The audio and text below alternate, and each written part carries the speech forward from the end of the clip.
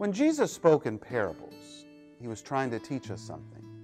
He was trying to make a complicated or difficult situation make a little more sense. Yes, life can be confusing at times. We have so many questions. But are we taking the time to open our hearts and our ears and quiet our souls to actually listen to God speaking to us? Jesus is trying to show his disciples, and he is trying to show us, why it is so important to cultivate the ground. Sure, we can go through the motions. We can have a comfortable routine. We can go to Mass every Sunday, say our prayers every day at exactly the same times, and we will be just fine. The problem that can arise is that our prayer, our experiences become stale, and then we lose interest. It will be seen as a hassle, a chore. Why? Because we live in a throwaway culture.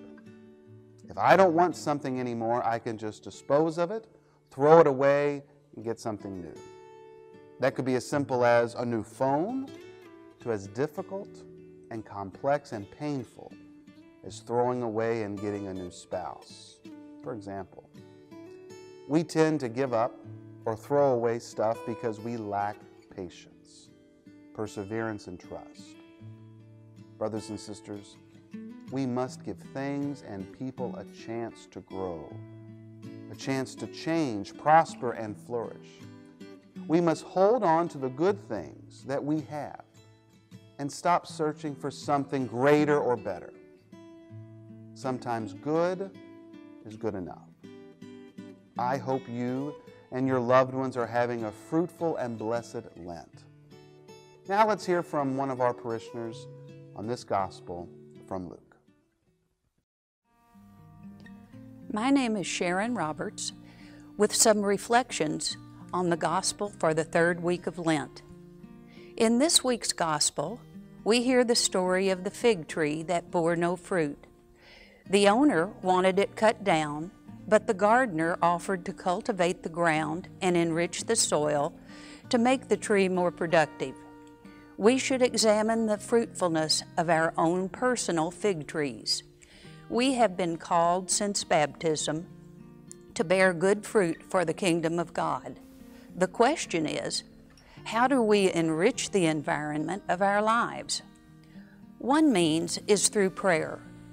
Prayer can enrich us as well as those around us. Let me share a story from my experience as a high school teacher. Occasionally, I would encounter a student with a problem. That problem could be academic, social, or behavioral, or a combination of these. I would check my teacher bag of tricks for a technique or means to help the youngster. Sometimes I emptied my bag of tricks with no positive results. I would then resort to prayer. After a time, I would notice a change. When I attempted to analyze the change, I realized that although the young person may have changed very little, my attitude had changed a great deal. The greatest modification was within myself. Prayer enriches the prayer. It may not alter the other, but it did change me.